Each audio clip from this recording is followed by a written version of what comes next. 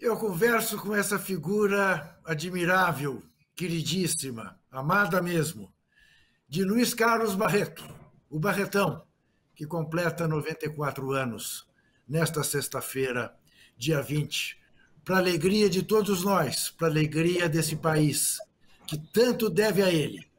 Barreto, agora quem vai te fazer uma pergunta é um dirigente da CUT, aí do Rio de Janeiro, José Antônio Garcia Lima. Primeiro eu quero saudar o pessoal da TVT todo, Tarcísio à frente, um abraço para todos. Segundo, dizer da minha alegria de participar do programa do Juca, que entrevista hoje o Luiz Carlos Barreto, Barretão, meu amigo. Barretão, você é um dos mais notáveis defensores de um projeto Vale Cultura, com a expectativa de que esse processo, esse programa, pudesse popularizar a cultura, levando as pessoas com mais facilidade ao cinema, ao teatro, aos shows musicais, enfim, que desse acesso à cultura a todos aqueles que hoje têm uma dificuldade enorme para sequer sobreviver.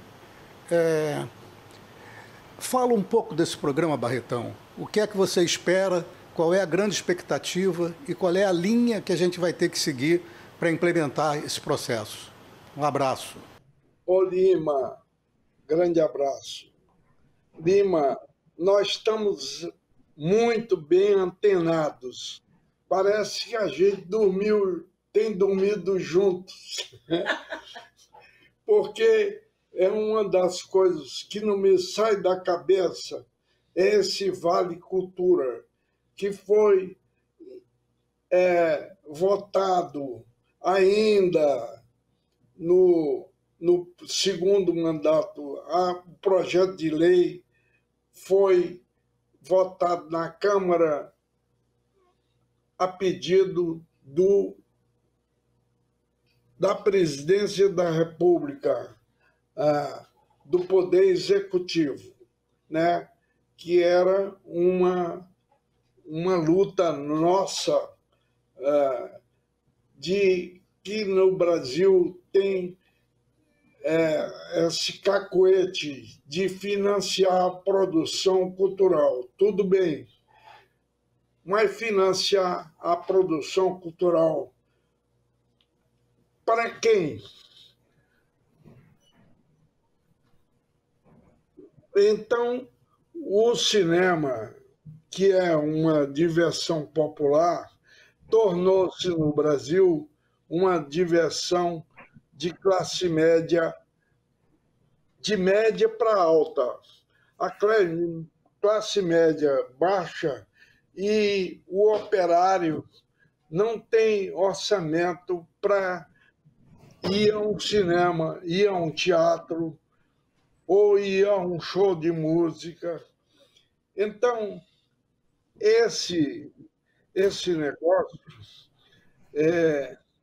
eu vou citar aqui de novo o grande pensador Roberto Rossellini, que em 1977 ele deu uma entrevista para uma revista francesa chamada Cahiers de Cinéma, e onde ele formulou um pensamento que revolucionou toda essa questão cultural. Ele falou: o homem moderno, nas 24 horas do dia, tem 8 de trabalho, 8 de sono e 4 de ocupações domésticas. Portanto, lhe sobram 4 horas por dia de tempo livre. É uma obrigação dos governos nacionais de cada país se preocupar de como preencher este tempo livre do cidadão. Então, é preciso que os governos tenham uma consciência de que a produção cultural é tão importante quanto a produção de alimentos.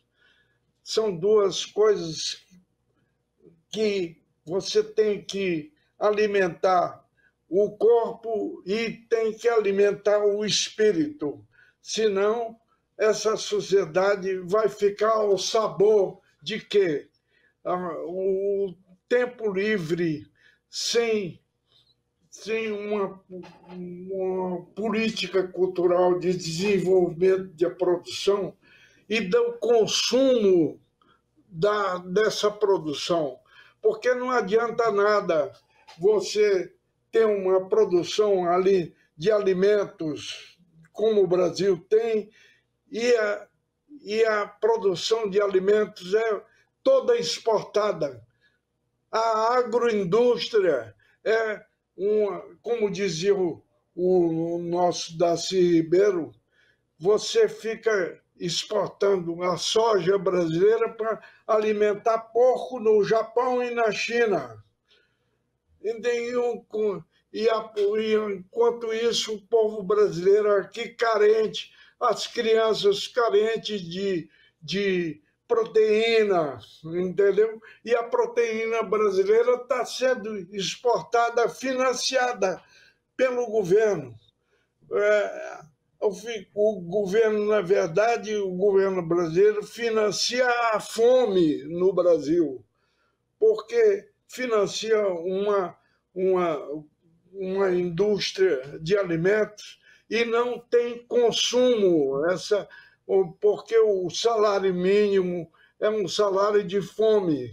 Então, os alimentos que são produzidos não têm consumo. Então, a cultura é muito mais grave, porque você produz os filmes, você produz as músicas, produz os livros, produz a pintura, e isso tudo, quem vai consumir?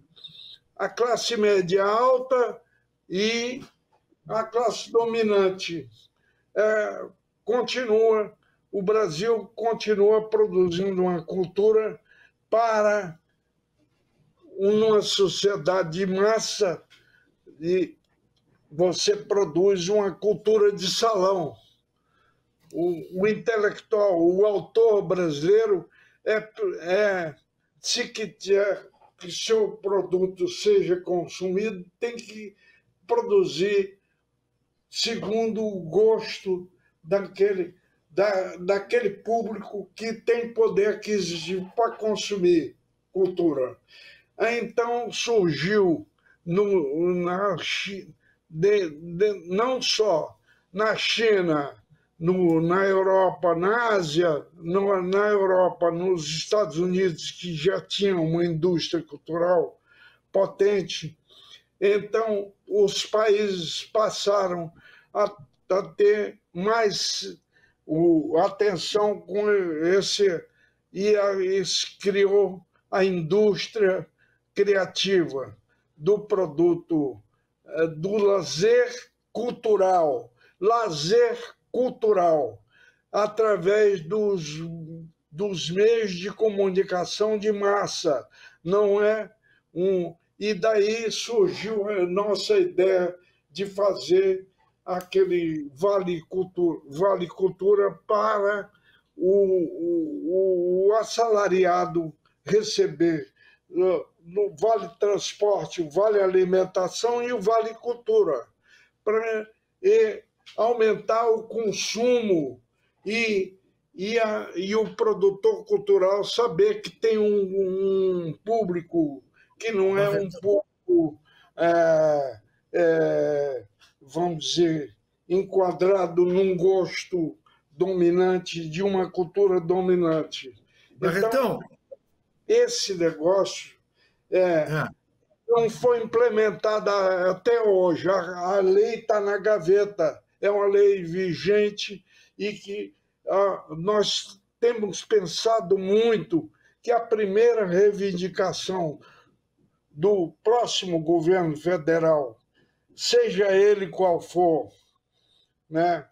Seja ele um governo de centro-esquerda, ou seja, um governo de centro-direita democrático, nós vamos exigir uma política de financiamento ao consumo dos bens culturais.